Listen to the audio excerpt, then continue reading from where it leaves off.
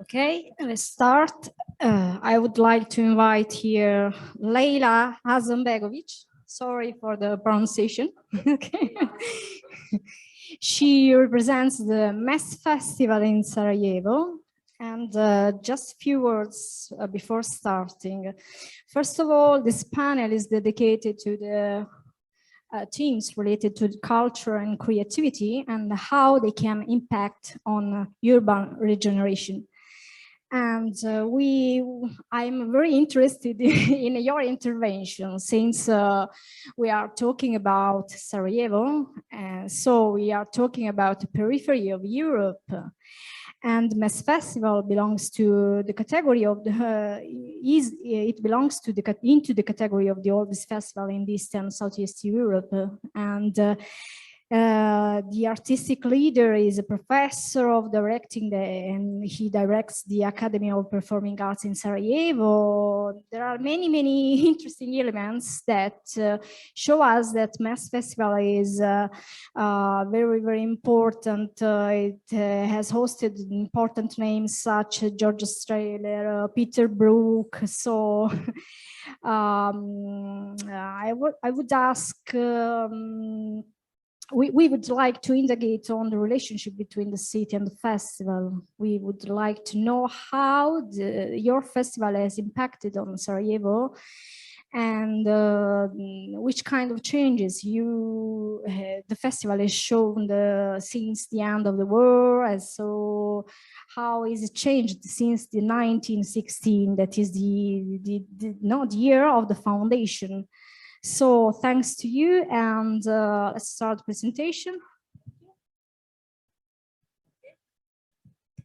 I will read because okay, okay. I will read because it's easier for me. I think that it's okay for you. Just to check this. No.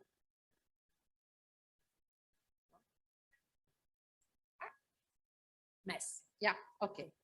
How you heard, my name is Lejla Hasanbegović, and for what I'm to discuss here, it is important that I was born in Sarajevo, and that with this city I shared some of these most beautiful days, such as the Winter Olympics game 1904, as well as those deemed most difficult in its history, including the war, its siege, the shelling, snipers.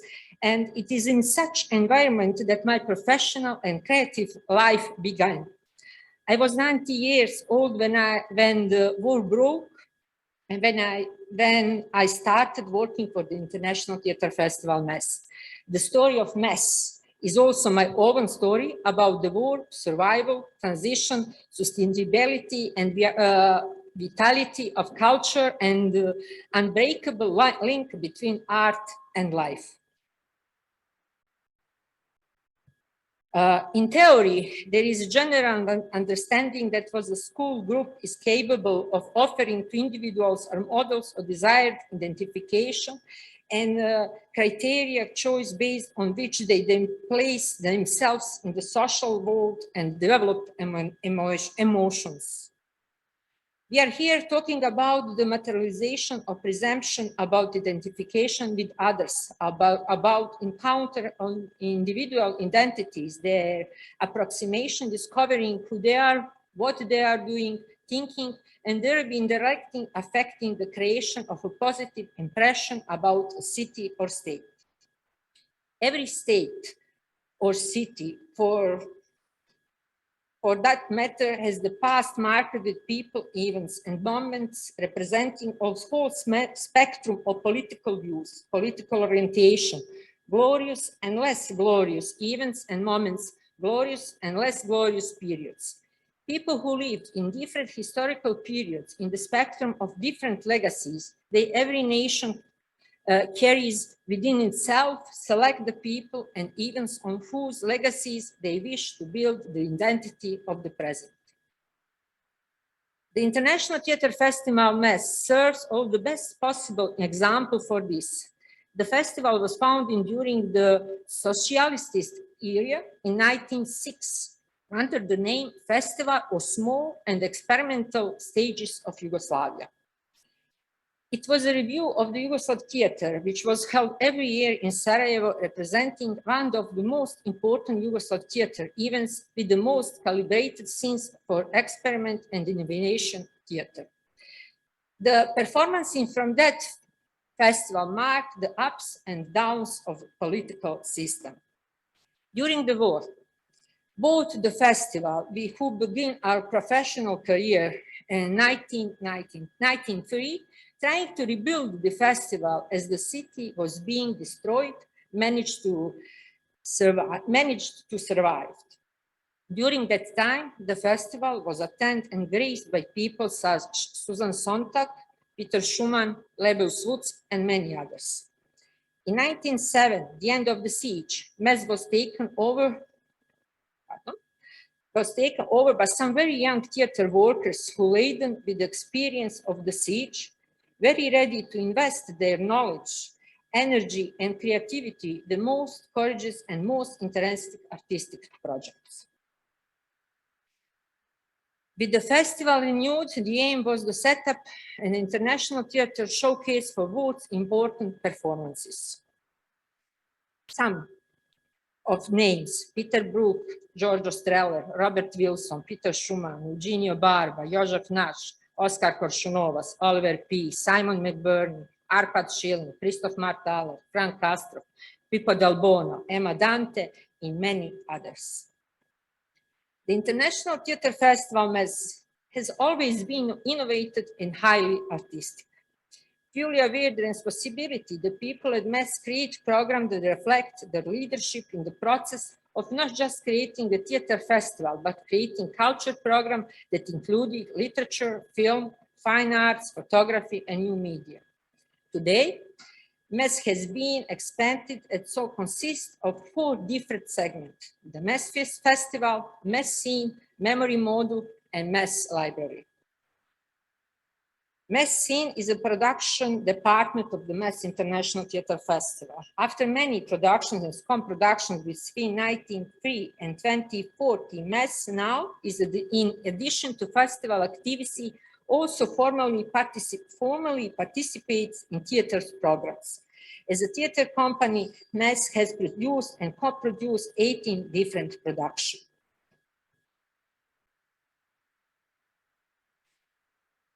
Memory Module is one of the branches of the Metz established in 1905. The idea behind this project is confronting the past using artistic expression. Memory Module is a multimedia program. As a culture project launched by Metz in 1995, the aim behind the Memory Module was to encourage the public debate on the following issues. How is it possible that in modern times, in United Europe, there are genocide, destruction of the cities, culture, and religion heritage? How can we shield ourselves from this? What effect does all this have in art? The main goal behind the culture project was to preserve the memory of Bosnia and Herzegovina's tragic past, as well as to acknowledge the culture and artistic values generation during the siege. The project focuses on art and blend of the aesthetic and the ethical. As an institution whose activities has in part been profiled on days of the siege of Sarajevo, Metz here reminds us of the times during which, for the citizen of Sarajevo, art was both a motive and means of survival. Vail is trying to preserve some of the values art and show is those difficult times.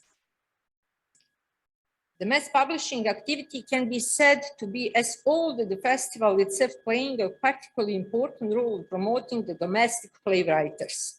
The idea of the project is to enable the transportation of contemporary literature to Bosnian theater stage. The issues of urban space and in the representation of nowadays a dynamic segment with the area of culture, and that it could be brought into context of culture Geography as an interdisciplinary field connecting literature, film and theater, fine arts, photography, new media, with the promotion of culture projects and their sustainability. Using culture as means to put a city on the map enables us to create new mental maps for the urban population of our city and our country, as well as contemporary tourists with a growing interest in culture and artistic tourism. This way, we ensure the sustainability of our program and develop artistic and culture content, as well as the culture of the members of the cities and countries' history. Finally, I'm at liberty to say that we realized in time that we had to raise our own audience.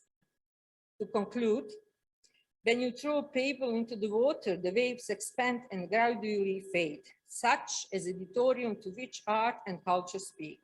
If you do not keep throwing pebbles into the water, the auditorium will gradually fade away. Thank you. Thank you a lot. If you can contribute to the conversation, I would ask you which is the impact of the festival on the community, how you see it's changed the participation, at what level the youth people is involved in the festival, for example.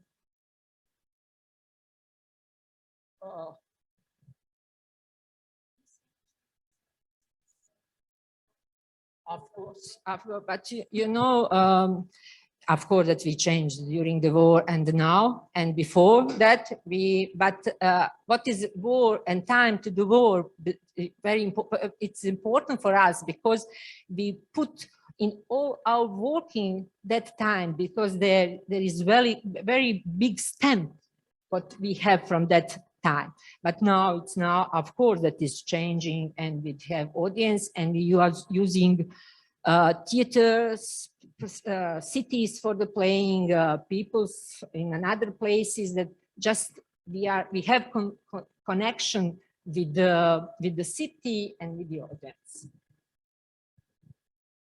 Thank you a lot, and I'd like you to present Marco Accordi Rickards, Executive Director of Vigamus. Marco Accordi is online, I think, okay, bye. And his role is very interesting in contemporary times, since he works on video games and on gamification. And I would like to ask you, which is the contribution of metaverse vision, and how the metaverse will change our lives, and how gamification impacts on social transformation processes. So we know the synesthetic world in which we are going to work in the future. So I'm very interested also in asking you, which is the impact of the museum in Rome, and how gamification can change our world. Thank you. Thank you. First of all, thank you very much for your invitation. It's really a great joy and privilege for me to be being part of this panel. And I'm really sorry about not being able to join you physical in beautiful Puglia. So I'm very sorry about it. That said, it's really interesting for me to participate, because when your introduction was perfect, because when we talk about games, and we will see that beyond this apparently simple word, games, that means video games, computer games, mobile games, and many other things, there is really a universe, a very complex and diverse universe made up of very different items that tends to be put in the same cauldron, and sometimes this can be a little bit complicated to interpret. So what do we do? What is Vigamus Foundation? Basically, Vigamus sounds like a Latin word because we are based in Rome, but it stands for Video Game Museum because our foundation has started over the idea of representing a specific and physical place to defend, protect, and promote the game culture in our society. And in our opinion, and this is very interesting because of the topic of the panel about creative cultural industries and the territory, their role on the territory. And that's exactly why we started around this challenge of a game museum, because we think that sometimes, especially if you're about something that is so virtual, it's very important to be present physically to make people understand that beyond the digital images that you see and you interact with on the screen, there are minds, there are hearts, there are authors at the end of the day, there are artists, because as you know, games as battling a very strong struggle starting from the 70s to be considered a legitimate form of art and culture. And to achieve this, you don't just need to grow as a huge industries with a lot of generating a lot of money and income and opportunities of work for many young girls and boys, which is very important. But still, you need also something else. You need to understand that really a game can be used as any other medium with a cultural impact. So, for example, an artist or someone who has to express something, his vision of the world, his poetry, his ideas, right now can choose the traditional, let me say traditional means like literature, like why not comic books, graphic novels, if you prefer, or movies or theater or music, of course, but also games. So games are not just a form of entertainment, are something more. And this is what we try to do with our foundation. So basically we follow three parallel lines, and each of them plays between two layers. The physical one, that in our case is based in Rome. So it's very strong because we think we talk about something very contemporary and very projected to the future inside probably the most representative city if we think about history and art and cultural treasures like Rome. And the other layer, of course, is the virtual one that right now is stronger than ever because everybody's talking about metaverse, and metaverse is somehow the evolution of social networks and websites and also games, because you put everything together and you also use the new technologies, well, not so new, but the technologies like the virtual reality, for example, that has been relaunched by Oculus, founded by Palmer Luckey, and then get acquired by the Facebook big group and then renamed to Meta. So these two layers plays a very important role in each of the three assets that we manage to push forward the game culture. The first one is, I will be extremely quick about it. The first one is the museum. So it's the video game museum, Vigamus. It's based near St. Peter's Dome in the center of Rome. And this year we'll celebrate 10 years of activity because we have started in 2012 and it was October 20th. So we will celebrate 10 years of being an acknowledged, recognized museum by the institution, by the Ministry of Culture and the City of Rome, etc., and the region Lazio. And we will do it opening up a new section of the museum that will try to intercept some new trends emerged in our sector. So our museum is something that sounds a little bit like an oxymoron to some people, because when you think about a museum, you usually, basically, you think about ancient times, and you think about the past. Instead, when you talk about games, usually you think about the future, but that's very interesting because we have built a place inside our city where different generations can use games because they can read, they can see unique objects. Of course, they can play and they can interact with old games and new games, completely different kind of digital and virtual experiences. And the nice thing is that our aim was to bring to the city a bridge connecting different generations. So being the museum director, my most beautiful moments is when I see families where games can be the magical items that put different generations together. For example, having a mother and father telling their children how they met when they used to play a game in the arcades back in the 80s.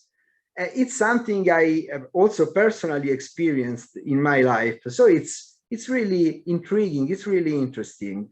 But Vigamus is also a first step to bring to something different that evolves this idea. And that's why we are doing with the Vigamus Academy, because Vigamus Academy is our department inside Vigamus Foundation about education in games. So Vigamus Academy is two things at once. We have a physical institute, a game school here in Rome, where especially young people can come to learn how to create contents for games. You can be an artist, you can be a 3D artist, a concept artist, so you can work with 2D graphics, or for example, you can be a game programmer using a Unity 3D or Unreal Engine, or for example, being a game designer, being the person that creates the rule of the games, the rules of engagement inside the game.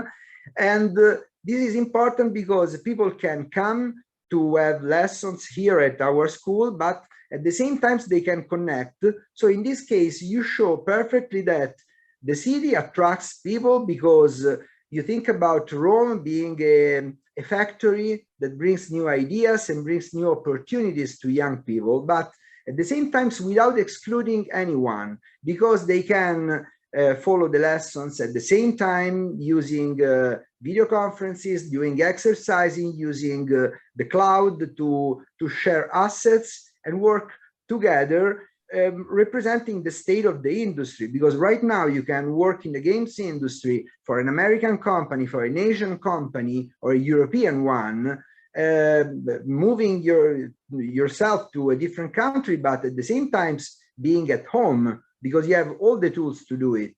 And this is specifically very strong point that offers the game industry as a cultural and a creative industry. And of course, we also work with the university because it was very important for the cultural battle that I was talking about at the start of my speech, because you have to show that games can also be studying on humanities level.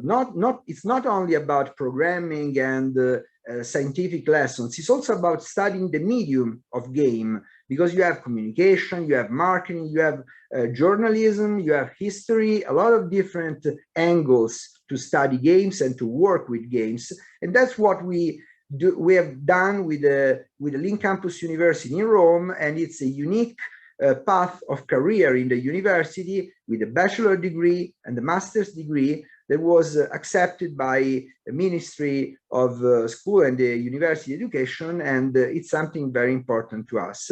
Finally, all this comes together in the project of studios to develop actual games. So commercial games with our brand Studio V, but commercial games with a focus on culture and on the heritage of Italy and our territory. For example, right now we are working on Dark Renaissance. That is a visual novel set in an obscure but very historically realistic Renaissance in Italy, in some very important cities like Florence.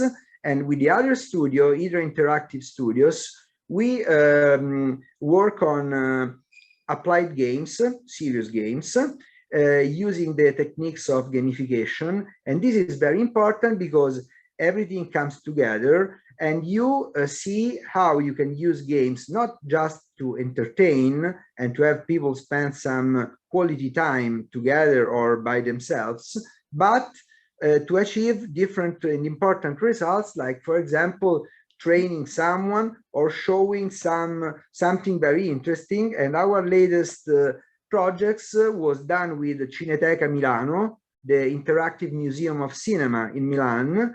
And for them, we have developed a game called Behind the Light, where is a 3D game made in a real engine, very realistic one with very good graphics, where you are a young girl working in the Cineteca, so trying to preserve the old films. And we use this escamotage and her story to tell the figure of a very important Italian filmmaker, Luca Comerio, that belongs to the past, because we are talking about the first decade of the last century. But it's very interesting because if you do it with a game, suddenly an old filmmaker making very innovative films in black and white without any sound becomes very modern and interesting for the young generations. And it's a story about freedom, because that author ended his career when Benito Mussolini arrived and he took power. So it's very beautiful because it's a cry of freedom where games and traditional culture stand together to promote the very important values of our society. A lot. This is a great example on how gamification and video games can be matched with the cultural issues, and how gamification can be applied in every sector of our society. And thank you for the examples, because it shows us how new jobs can be created for the future. Thank you. You're welcome. Thank you. And I'd like to invite, but is here Guido Guerzoni with an important curriculum. He's founder and member of B2G SRL Strategic Consultancy in Culture Enterprise. He has worked for 10 years in M9 Venice Mestre Museum, and he also is a professor in institutional analysis and public management at the University of Bocconi. He has managed many museum projects. He's a project manager, a cultural planner, an editor. His profile is very interesting. I'd like to ask you, how important is a project manager for the development of important projects for the regeneration in the cities? Thank you. Thanks. It's relevant, but it's not determinant, unfortunately. And I would like to share my experience, not as a scholar. I remember that the first workshop I was attending on this topic was in 1990. I was a visiting student at MIT, and I was attending the class offered by Mel King. Mel King was an Afro-American professor, quite famous. And it was a seminar about the history of Harlem in 1990. So one of the first cases of gentrification.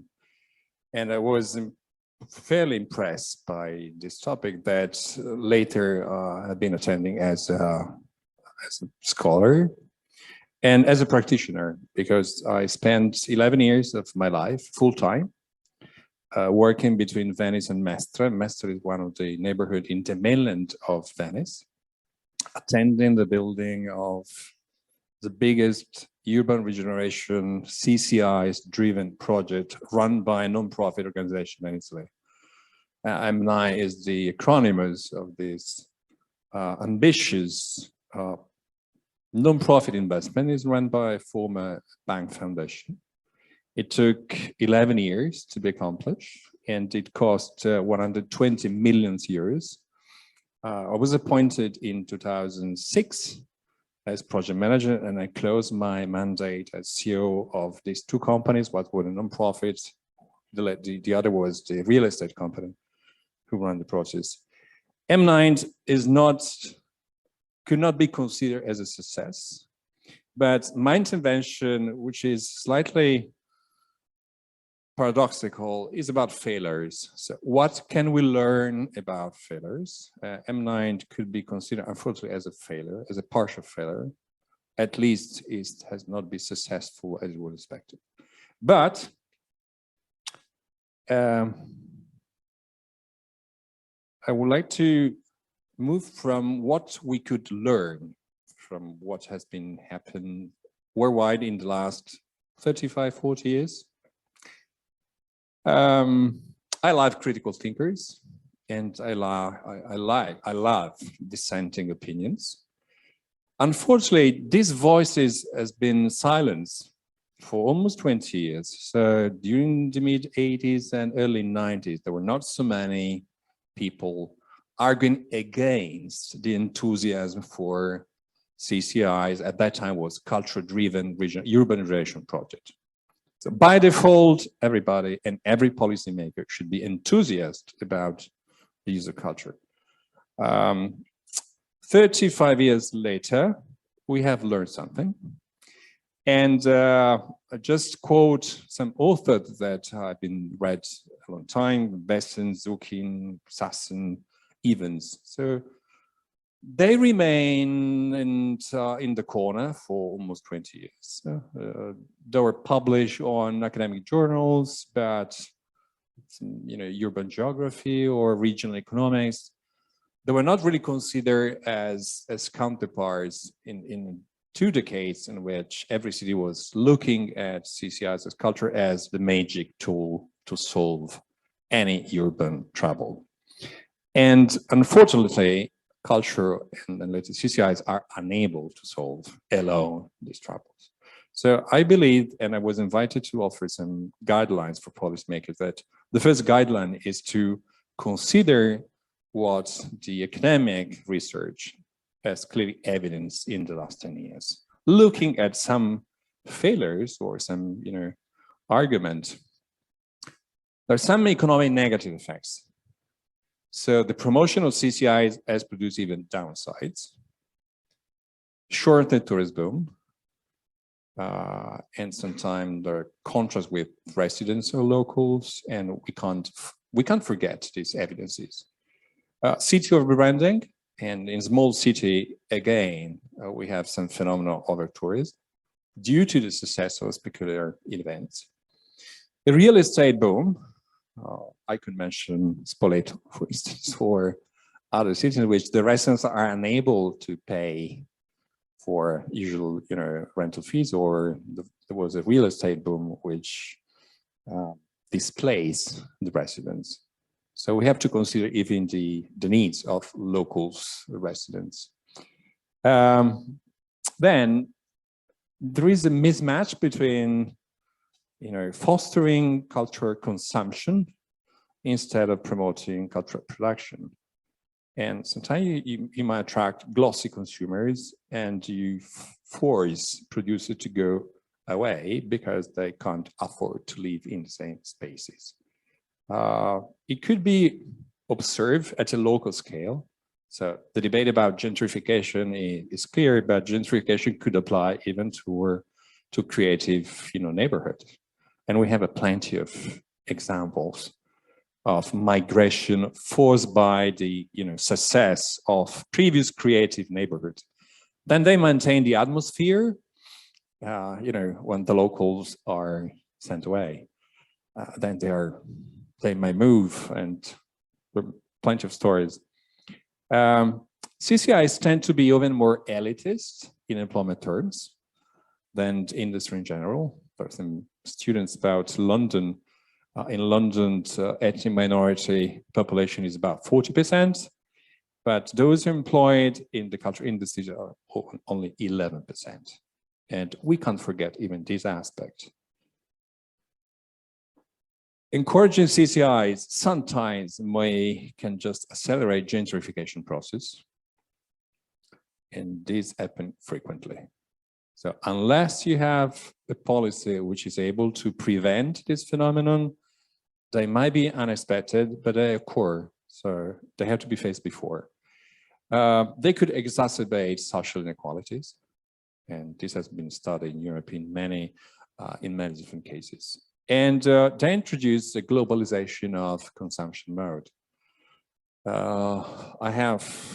My son is 25 years old and my daughter is 20. They grown up with Spotify or Apple Music or over-the-top platforms, and they grow with listening to the same music or movie or content that any other teenager of that age could enjoy worldwide.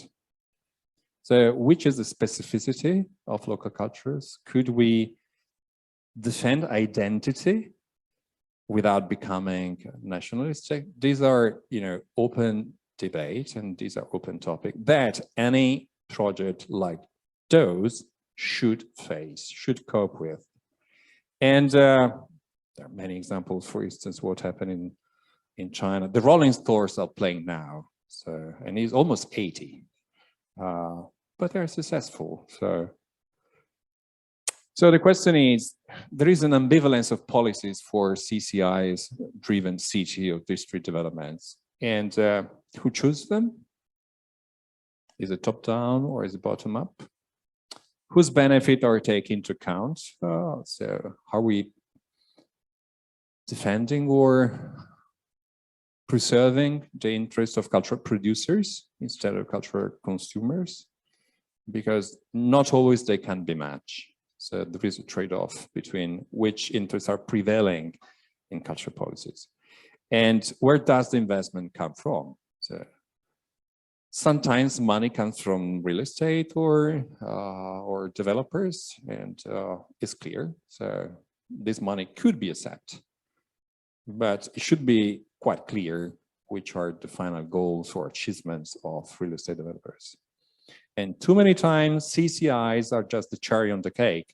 So they're part of this creation, these, bubbles or, creative class atmosphere. So, everybody knows, Richard Florida. Richard Florida 5 years ago criticized himself, saying, no, my forecasts were too optimistic.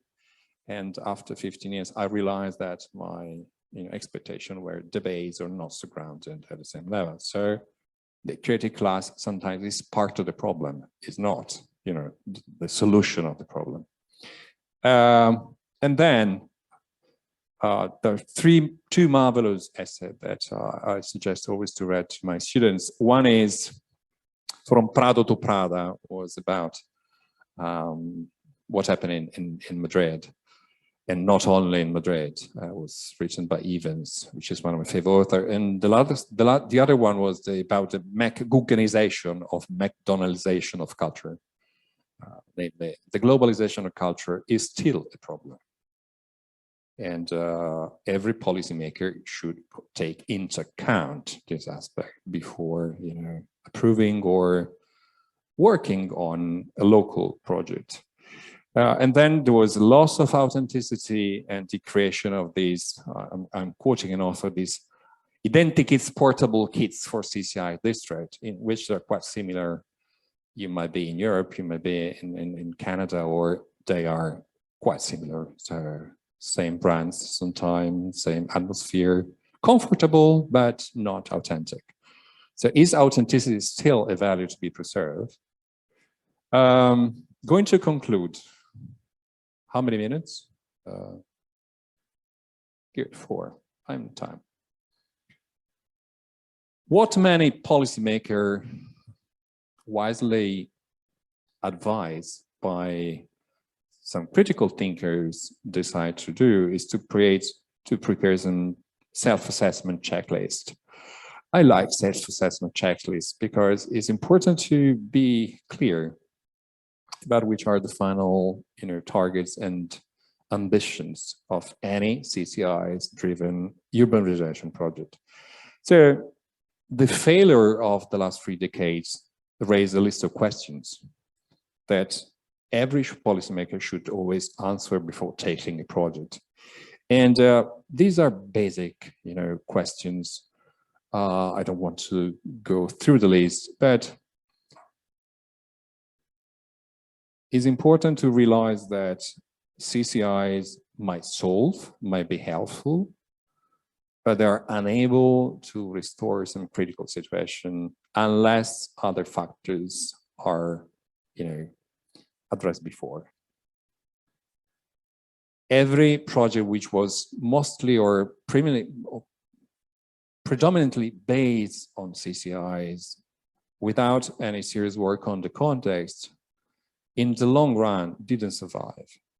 And this is the problem. So how could you guarantee a long-lasting, legacy? So every big cultural event or cultural project from ACOC or the Italian Capital of Culture now has to demonstrate which are the medium and long-lasting legacies. And the first legacy is the survivance and, self-survivance ability. This is the first object in the long run. Otherwise, we have a lot of, European funds. And after 5-6 years without public subsidies, there is general collapse. We had too many similar competing projects because in the medium time, those projects are just to compete one against the other. So my suggestion is there are some opportunities, but the opportunities are clear to everybody. So what I've learned today, listening to the previous speakers, is there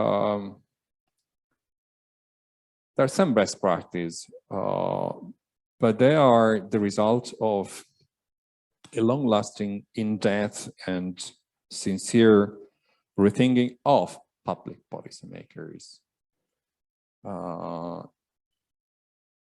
Urban planning is a long-lasting process.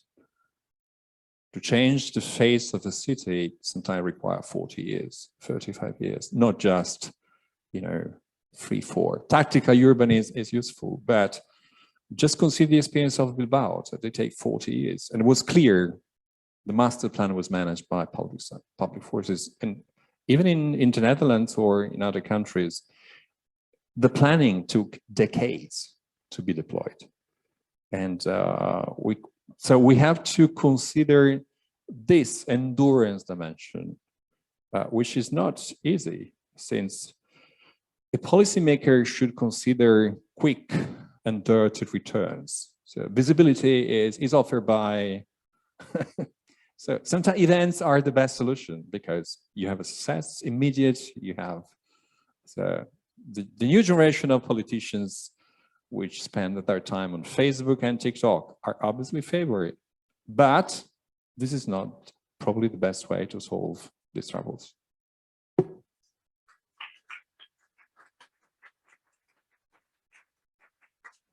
Thank you to Guido Guerzoni to his sincere approach, and we have to learn from failures. It seems a sort of American approach. So it's interesting also to know how do we have to approach to the development of CCIs in the future, but do we have also positive examples, for example, in small towns? Is this the case, for example, of the Association Topolò? Do we have Moreno, Miorelli, the coordinator of the station Topolò? Hello. Hello, Moreno. And the experience is very, very interesting. I think it's a research approach, an artistic research approach with many, many different aspects that are related to performing arts, to culture in general. Yeah. And I would like to ask you how the multidisciplinary teams can contribute to the development of transforming experiences that may impact on small towns. In this case, it's a very, very small town. We have just, I think, 20 inhabitants or 40 inhabitants, something like 30. this. 30, okay, in the middle. Okay, thank you, Moreno. Yes. Before I must speak about what is Topolò and where is Topolò. It's in the province of Udine, Italy's extreme border with what is now Slovenia. In these places of the extreme border, geography and story is everything. Is the strongest, is the constant reference. Because in Topolò, Tpoluove, and in the valley of which it is a part, the Natisone or Venetia Valley, any special political, commercial, emotional, historical, daily discourse cannot transcend from and here and there. And this is very important for the birth of Stazione Topolò. The beyond today's Italo-Slovenian border is a world that for centuries has been an enemy. Sorry, Moreno, do you have any slides to show us? Because we yes, see... I have, yeah. Okay. Here, Patriarchate of Aquileia, then Republic of Venice, they are Habsburg possessions. Here, Kingdom of Italy, they are Austria-Hungary. Okay, thank you. Here, Italy, they are Yugoslavia. Here, West, they are East communism. The meeting point, the clashing point, is always the same. In the case of Topolò, a few hundred meters from the village, in the woods surrounding the village. Memorial stones, stakes, crosses engraved on rocks, barks engraved in Latin and Cyrillic. Particularly since 1945, when the area became a military restricted area, the valley of which Topolò is part has suffered unparalleled depopulation and social and economic withering, which has led these villages to be last in the ranking of quality of life and for the quality of economy of family in the entire region. All this is aggravated by the identity tension due to the fact that the Natisone Valley have been inhabited since the 7th century by population whose mother tongue is in archaic Slovenian dialect, but that is the language of the enemy. Without going into detail, from the 45 to the dissolution of Yugoslavia, the situation was reminiscent of the hatch in the Custurian underground. You remember the movie. A situation completely unknown to the rest of Italy, which instead experienced the post-war boom, 68, and the other events of the late 20th century. All things that did not arrive here in the Natisone Valley. In Topolò, in those early 90s, a cultural experience began in the form of a workshop festival that seemed like an adventure and which still lasts today. Its name is Stazione Topolò, Postaja Topolò in Slovenian language. It was and is a matter of conceiving and realizing project that makes sense for the place, that arise from a relationship with the place and from listening to it, and of hosting, always within the program, intervention, documentaries, concert, narration, performance, studies, that although coming from distant places are felt to be close, although not directly inspired by the characteristic of Topolò. All without modifying anything, without loading the town with festival infrastructure, using only what already exists and adapting the proposals, making Topolò the engine, the heart of what is still happening and not the characteristic backdrop. Involving the inhabitants and children of the village and the area in the organization and making them part, many times, of the project themselves. by practicing hospitality, again, in homes, by breaking what had been an unwritten ban for decades because of the border, or by taking a slow human time, the time of a village, towards evening, at sunset, after dark, in the afternoon, in the late morning, out of the gear of cultural companies, even abolishing its rituals, its liturgies for insiders. Art, research, science, too, mixed with normal, everyday life, that of everyone, without first and second rows, not the hard work, but the daily work.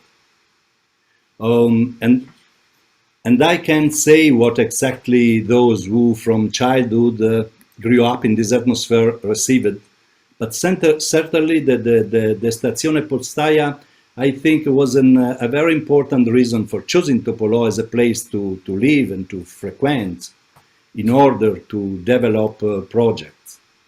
As is the case of the Robida Association, is an association based in the village, made up of young people, some of whom live here, other of different geographical origins, and which runs an intense cultural activity that ranges from organizing symposia and artistic and study residencies to publishing a magazine named Robida, like the association, in several languages, with a contribution from the 4 cardinal points. The 12 inhabitants, there were 12 inhabitants of 2017, now the number is 30, and the newcomers are all under 50, are young people. The village, you see now, you have seen before a photo of installations of the first editions when there were the installation. After from 2000 we have changed it completely. We have destroyed every form of exhibition, and now are in particular research, video research, study about architectural, study about the sound, the natural sound, or the traditional sound, but renovated, workshops in particular. And so it's not an mostra, an exhibition, but is a laboratory that involve all the people that arrive, so they are transformed from public to actor of this happening. Another important aspect, I think, is that the village in recent years has also seen the opening, for example, of ISBA. ISBA is a refreshment, meeting and co-working place. More than 40 years after the last public place closed. And the reopening of partly or totally disused paths. Again, between 2000 and 2010, it enjoyed a major and respectful architectural restoration. Houses, streets, the large square, lighting of Juliova House. Juliova House is a large building, a place open to all, which is also the Stazione's headquarters. The station was very important in all of this, as its presence justified the contribution given for the renovation of the European community to stimulate tourism in disadvantaged areas through the practice of the albergo diffuso. I don't know in English how is albergo diffuso. In Topolò, for example, 100% widespread hotel, okay. in Topolò, thank you, 100% of the many applications were accepted, an almost unique case, I think. This is, yes, this is the story of Stazione. You see, for example, the boys of Robida in this photo that present the last number of their magazine, and the public of Stazione in particular is a very, very young public, and they stay in the Juliova, for example, or I don't know, with the Rusak. How is the name of the Rusak? Il Sacco a Pelo. In the Rusak, or they stay in Topolò for 15 days. Next edition, for example, will be from 1st July to 17 July. Yeah, and people of the village prepare the restoration, the food for the people that arrive. And yeah, it's 29 years that we work, and I think it's an interesting experience to study the contact from art, in particular contemporary art, not murales or classic art, and yes, and an archaic culture of a village in state of abandon and crisis. Yeah, I don't know. This is Stazione. I don't know what.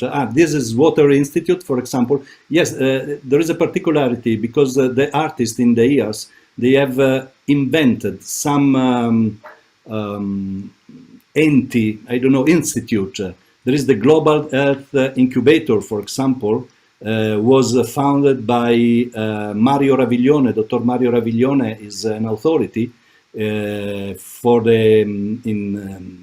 the fight against tuberculosis. There is the Institute of Topology, created by Piero Zanini, a geographer. There is the Institute of Water, created by Ulai, is dead 2 years ago. Ulai is he was a great artist. For 12 years was the partner of Marina Abramovic in the performance, the most famous, I think, performance of body art.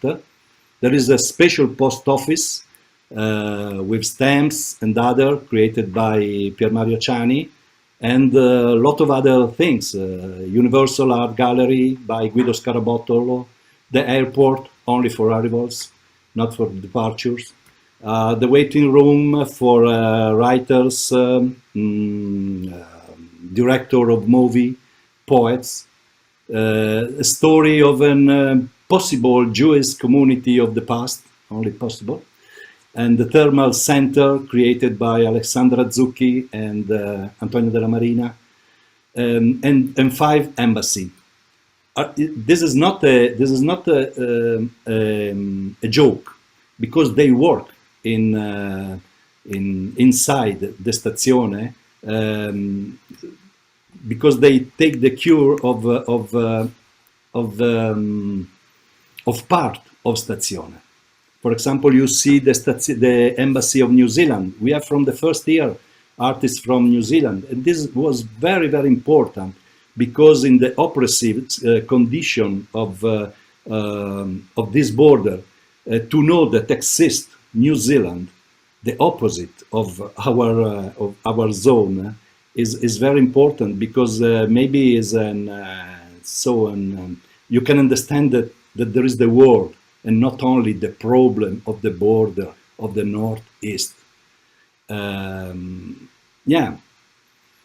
We have 2 orchestra, the Topoloshka Minimana Orchestra that you see.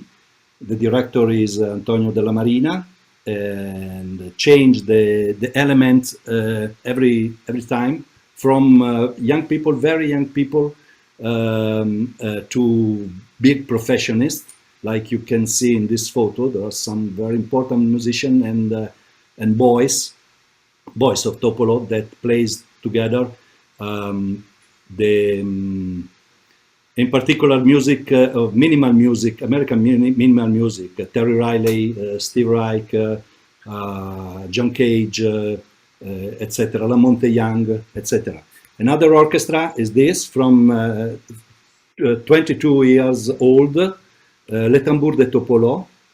It's a group born with a workshop in the 2000, and now they have an activity not only in Italy but also for example, in Hungary, in Croatia, in Slovenia, Austria, in England. They were to plays, and there's a special orchestra of I don't know the name of the oil. What's the name of big cans of oil? And yeah, I think yes, it's an experience that grows geometrically. Me and the other organizer, we control only the directions, but not the results. Because Moreno, thank you a lot, and I would just to ask you one thing.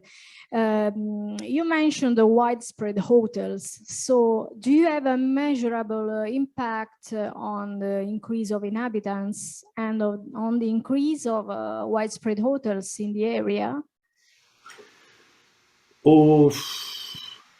Cioè se ci sono dei dati, no, I have not, but now Albergo Diffuso in Natisone Valley is very important. I see that the houses used for this Albergo Diffuso are totally full during the summer. Yes, I had a look yesterday at the website, and they are very. Yeah. There are a large number of widespread hotels in the area. So it's very interesting how you have impacted on the territory. Yeah. I mean. Okay. Yes, I think yes, because you know that part of Italy, the Natisone Valley, Venetia, was not in the maps. Until the end of Yugoslavia, because it was military zone. There was only a green part, Cividale, and after surrounded by the green. Because were information to the enemy, you know. And now the curiosity of the people, maybe of particular people with curiosity, to know a special part, an unknown part of Italy is another big, come si dice, un altro grande motivation to visit. And Stazione was, I think was the first motivation for a lot of them, because until '94 the Italian newspaper didn't speak of the valley. Yeah, thank you, Moreno. This is a great example of a tourist transformation experience, experiencing tourism and something like this. So I thank you a lot, and I would like to present you. Thank you. We are helped by Regione Friuli Venezia Giulia, Assessorato alla Cultura, and Fondazione Friuli. It's very important to say, because they are the sponsor. We can work for them. Okay, thank you to the region Friuli Venezia Giulia. And last but not least, Alessandro Colombo.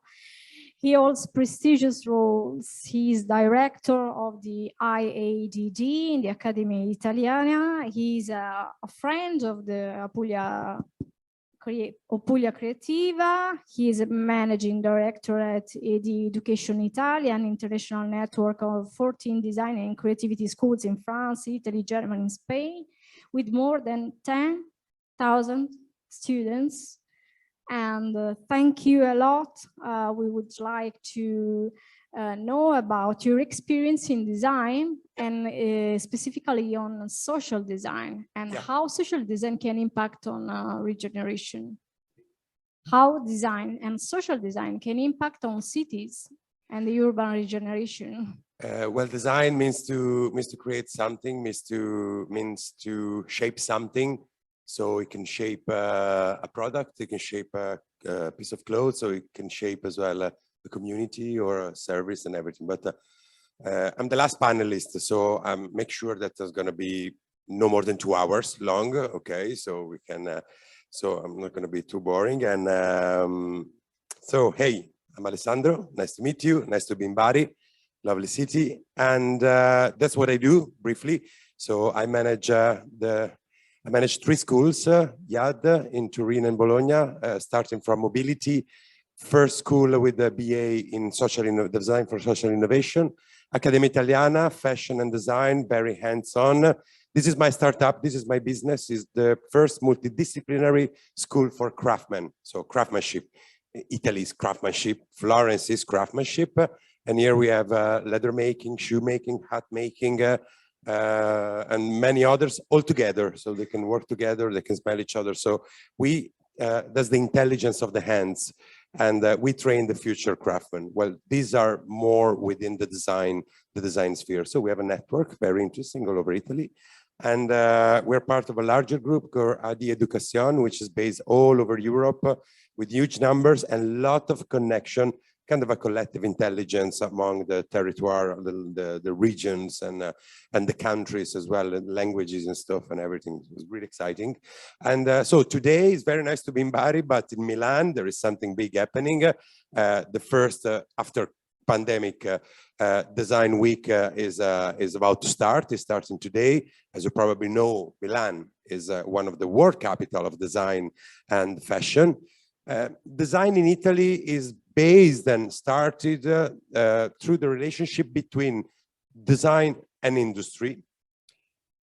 But nowadays, industry is not the same as where design started. As a matter of fact, in Italy, industry is going to fade away, but manufacture is still strong, still super strong, still very strong. Manufacture is the hands. So why the intelligence of the hands? Because the hands transform something. And when the hands is in the middle of a transformation, that's where the Italians and the Europeans as well are great in transforming material. But industry, it's okay. I mean, it's not here, it's in other continents, you know. So design became more and more a wider concept. It goes much further than the product. And then the circular economy is telling us that we don't need to buy anything else. We don't need to buy tables. We don't need to buy this. We don't need to buy that, because we can regenerate. I can use your things. She can use my things. We can share vintage clothes and blah, blah, blah, blah, blah. So we don't have to produce probably anything else in the next future. So what are we going to use design for? And I mean, we have enough chairs, we have enough tables, we have enough sofa. And I know tomorrow I'm going to go to Milan and there's going to be plenty of exhibition of chair, sofas, lamps and stuff like that. I mean, but it doesn't fit anymore in my house. I don't know about your houses, you know, but I'm all right with that, you know. So what? That's what we call design for, okay? And these are some scenarios where design can be useful in the future. Yes, social innovation, social impact. We do have a BA, so we know what means to apply design for social innovation. You all know what social innovation is. I just brought one best practice for every field of activity, and design, and of course through the tools of design thinking, can help communities, can help companies, can help institutions, can help big and small networks. And this is a festival I really like in Turin. Basically, they ask to local, very local, extra local community to find an area, a park, a road, or something, or a garden to fix and they gather together, they write a project, they send it to the bottom-up festival, bottom-up link them with some architect, and the main thing is that bottom-up create a crowdfunding for them and make sure that this little project will happen. It's something little, but as you know, like the fishes, many little fishes then hit the big fish, but a lot of little things starting to become something relevant for a city like Turin. And that's one example of how design can impact on social innovation. Design for mobility, of course, that's huge. It's a huge revolution. I mean, we do have a course in transportation design, which is 44 years long. Of course, you want to design a Ferrari, you want to design a Lamborghini and stuff like that. But this is changing. This is radically changing. Mobility is now happening, and it's going to change. And and there's so many things that are changing: data infrastructure, flow manager, autonomous vehicle, modular transport system, and electric bike, and hydrogen, and whatever. But it's not going to be the same, and we all know that. Just one quick thing that I discovered recently, and I want to share with you. When we think about now electric mobility and electric cars and Tesla, every one of us say, wow, Elon Musk, what an idea. That's crazy, how we never thought about electric cars before that. But you know that electric cars exist since 100 years old. In 1920, all the taxis in Paris and New York were electric. Then what happened? Then Benz and Ford make sure that to use less lead on the engine, so cars were lighter, and then they discovered more oil and everything, and that's so we lost 50, 60 years of research in electric mobility, because if that wouldn't have happened in the 20s, probably now the battery would be as big as an olive, and we charge it in 5 minutes, and we can drive cars, electric vehicles, wherever we want. In Turin, actually, there's a very interesting company called Reply, you can probably see from here, that they just opened Area 42, which is a development center for all this technological innovation. And this is where design is going, last mile delivery lab, robotics lab, connected products, blockchain, metaverse, and autonomous warehouse, which this is something not related with mobility, but this is what's happening at the moment. Design for ethic. I really like that. I really like the fact that our students are much more trained than us about ethic, and that's good. Speaking about inclusion, speaking about race, speaking about religion, speaking about disabilities. Designing for this, it's a huge revolution. It's huge, because for all this, my mind is blowing, just thinking about how many roads we can take. And the great thing is that this is not just for being good, but this is for giving students the tools to be designer for the future, because that's what the future will be. I mean, Italians are going to disappear within 100 years, 80 years, probably. So we need that before it's too late. And we do work with a very interesting best practice, which is called Diversity Lab. They're based in Milan, but they work all over Italy. And they bring diversity transformation within the company, but they do an award as well, the media award, which they just did in Milan. A lot of consultancy, so they bring brands and institutions to act more inclusive, to take care and include every kind of diversity. And this is really interesting. We did an amazing job with them, an amazing workshop as well with the students, and the students are so fast in that, they're not, everyone called the generation now digital native, but they're not digital native anymore. I mean, digital for them is blood, so they're sustainable native, they're diverse native, and the relationship they have among each other, the fluidity, the ability as well to include, we learn from them, and that's great.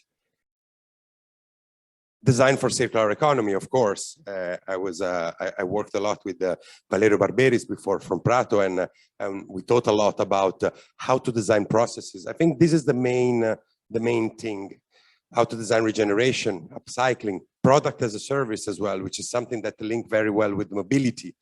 And the example I bring is from Prato. It's called Rifo. It's a great company, and they regenerate cashmere, they regenerate jeans. So they have a project now with Levi's. You go to the Levi's shop, you bring your old jeans, and they transform it into this yarn. This is a jacket as well. So they're in Prato. Valerio didn't say before, but they have wool, but they don't have ships. And that's what circular economy about. Circular fashion, back to emotion. And it's true because you're wearing something that someone wore before you. And that's great as well. And that's another subject that it's so exciting because you kind of throw oil on the fire, and there is a fire among the new generation about this subject. And design for health and wealth, so sport, health services, and devices. This is going to be huge. Design for living the city in a different way, living your place in a different way. And this is actually from Bari. It's a basketball court that has been made by recycled, by non-used or used before pneumatic wheels. And so this is just basically an overview on what's next in design, where design is going. If if we can't design any more things, we'll design processes, we design services, and we design how community can work together. We were speaking before about collective intelligence, and we were watching, the flocks of birds that they move together. For me, that's the image of collective intelligence. And but there is an algorithm behind that. Of course, that's nature, but is a generative algorithm, and that's where the designer should work, and then let the birds fly as they're able to do. So, thank you very much. Hvala, gracias. Thank you, Alessandro. And we have finished all of the intervention. We thank you, Puglia Creativa, for these very interesting workshops. And we all hope that all this contribution can improve our activities, our enterprises, and give us new choices, new visions, and new perspectives. So thank you all. And just a few words from Cinzia, that is our leader, our coordinator. Okay, thank you. Yes, I want to thank you very much, all the partners, all the speakers, or the audience for this very full agenda, very full day. But I think that we have received a lot of insights, and maybe, Elena, we have a lot of work to do for the future. But I think that we could have a new vision, a new strategies, and new action to support this regeneration process through the cultural and creative industries. Well, thank you again, and see you all for dinner at 8:30 in Piazza Mercantile, main square, just arriving in the old quarter.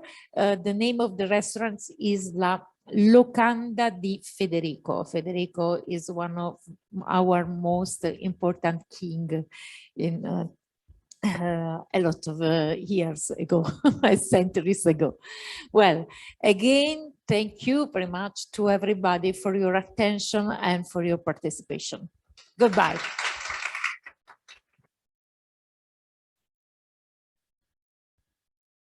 A picture, yes. Okay, let's go. Everybody, come here and let's take a photo.